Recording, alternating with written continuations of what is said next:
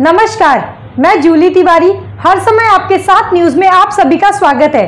तो चलिए नजर डालते हैं आज के कुछ मुख्य समाचारों पर। शिक्षक गुण गौरव समारोह, शिक्षकों का भव्य सम्मान। ज्ञानेश्वर मात्रे ने बालाजी किनीकर को शिक्षा मंत्री बनाने की रखी मांग। आज अंबरनाथ में के महात्मा गांधी हॉल में शिक्षक गुण गौरव समारोह का आयोजन हुआ, जहां शिक्षकों को उनके उत्कृष्ट योगदान के लिए भव्य सम्मानित किया गया।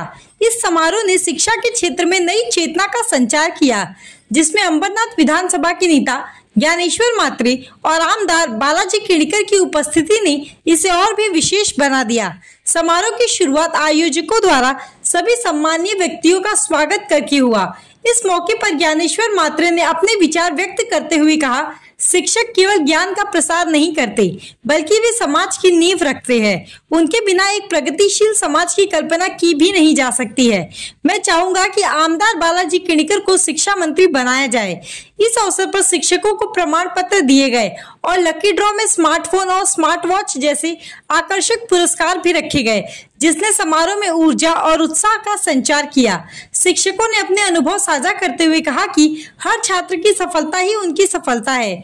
एक शिक्षक ने बताया, यह सम्मान मेरे लिए गर्व की बात है। डॉक्टर बालाजी किनीकर ने शिक्षा के महत्व पर जोर देते हुए कहा कि शिक्षा समाज के लिए सबसे महत्वपूर्ण है। शिक्षकों का समर्पण एक उज्जवल भविष्य की कुंजी है। समारोह में उपस्थित दर्शकों ने शिक्षकों के प्रति अपना सम्मान प्रकट करते हुए तालियों की गड़गड़ाहट के साथ उनका स्वागत किया। कार्यक्रम का समापन शिक्षा प्रणाली में सुधार की आवश्यकता पर चर्चा के साथ हुआ, जिसमें यह बताया गया कि कैसे आने वाले समय में शिक्षा प्रणाली में सुधार किया जा सकता है। शिक्षक गुण गौरव समारोह ने अंबरनाथ में शिक्षा के प्रति जागरूकता बढ़ाई है, जहां समाज ने शिक्षकों की भूमिका को न केवल सराहा, बल्कि उनके सामने आने वाली चुनौतियों को समझने और उन्हें सशक्त बनाने का संकल्प लिया। यह समारोह ये संदेश देता है कि शिक्षा की शक्ति से ही हम एक मजबूत और प्रगतिशील समाज का निर्माण कर सकते हैं। इस समारोह ने फिर से सिद्ध कर दिया कि शिक्षकों का सम्मान और उनकी मेहनत का मूल्यांकन करना आवश्यक है, जो समाज की प्रगति के लिए अत्यंत महत्वपूर्ण है। म्हणून जीवाचं दान करायचं आपण सगळ्यांनी करणार ना। यस, बघा हा ज्ञानेश्वर मात्रे एक सर्वसामान्य शिक्षक होता। या सर्वसामान्य शिक्षकाला मंत्रालयामध्ये जाण्यासाठी जागा नव्हती।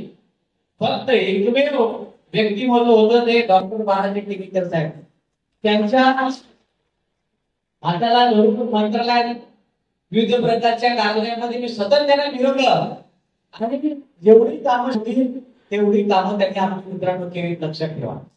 आणि माझ्या या मला तिकीट मिळण्यापासून मला निवडून आणण्यापासून सगळ्यामध्ये त्यांचा सिंहाचा वाटा आहे, लक्षात ठेवा। ते मला नेहमी सांगायचे, जर तुम्ही आमदार होणार चिंता करू नका।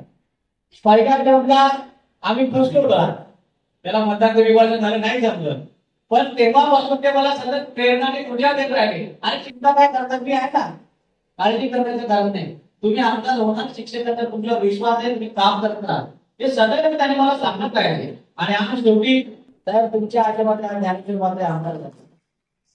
आणि हा सुद्धा मेहनत करायचं आहे, पण एक ऊर्जा लागते।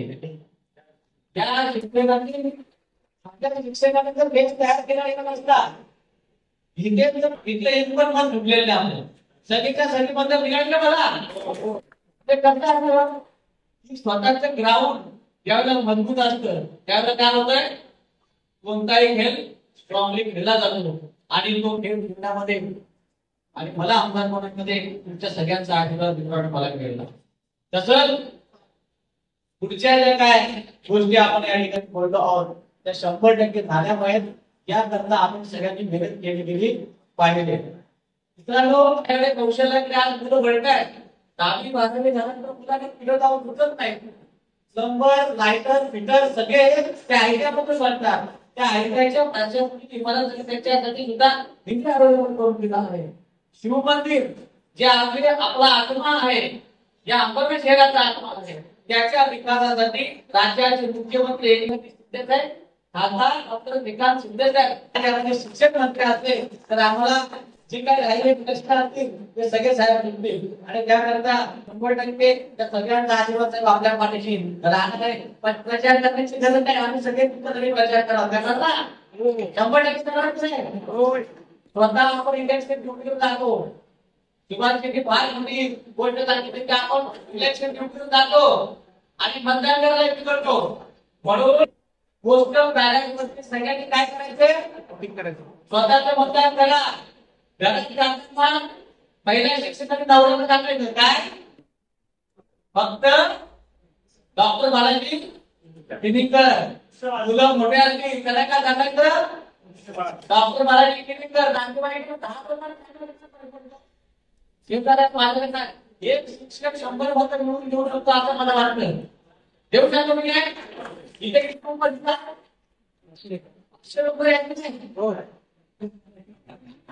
बरोबर ना, चालेल ना तुम्हाला शिक्षण मंत्री द्या म्हणून सांगेल आणि त्याचा फायदा ज्ञानेश्वर मानवे. मला फायदा झाला ते फायदा कोणाला होईल, शिक्षकांना. तुम्हाला सगळ्यांना तुमच्याकडे फायदा होईल. जसं मी सांगतो की नाही, ज्ञानेश्वर मानवे आमदार म्हणजे सर्वसामान्य शिक्षक हा शिक्षक राहणार आहे. तसे बालाजी किनीकर साहेब मंत्री झाले काय सगळे आमदार काय होतील, साहेबांच्या बरोबरचे मंत्री झाल्याचे होतील आणि सगळ्यांची कामं करण्यामध्ये आपल्याला मोठं यश मिळेल. मित्रांनो, याकरता साहेबांना पुढे पाठवणे गरजेचं नाही. साहेबांचा प्रचार नाही ते दिला आमदार म्हणून. या 1.5 वर्षामध्ये 10,000पेक्षा जास्त शिक्षकेतरांची वैयक्तिक कामं आपण करून दिली. मित्रांनो, अनुदानाचा प्रश्न तात्काळ पडलेला आहे. अनुदान गेलं होतं जून महिन्यामध्ये. माजी मुख्यमंत्री आणि उपमुख्यमंत्री साहेबांना 1 जानेवारीपासून तुम्ही देत असताना तुम्ही द्यावं ते त्यांनी मान्य केलं. सभागृहात साहेबांनी घोषणा केली. त्याच्यावर अर्थ विभाग गरज होतं, त्या अर्थ विभागाला सर्व करण्याचं काम केलेलं आहे.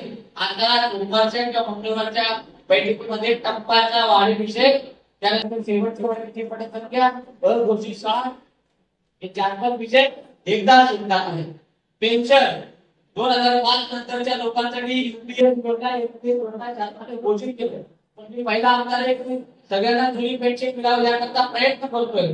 आमदार साहेब सुद्धा माझ्या पाठीशी त्यावेळेला त्या बैठकीत होते की सगळ्या शिक्षकांना जुनी पेन्शन दिली गेली पाहिजे. पण शासनाने नवीन पेन्शन आणलंय. त्या पेन्शन मध्ये ज्यावेळेला आपण सेवानिवृत्त होऊ त्यावेळेला आपण शेवटचा बेसिक असेल त्या बेसिकच्या 50% आपल्याला पेन्शन मिळणार असं म्हणणं आहे.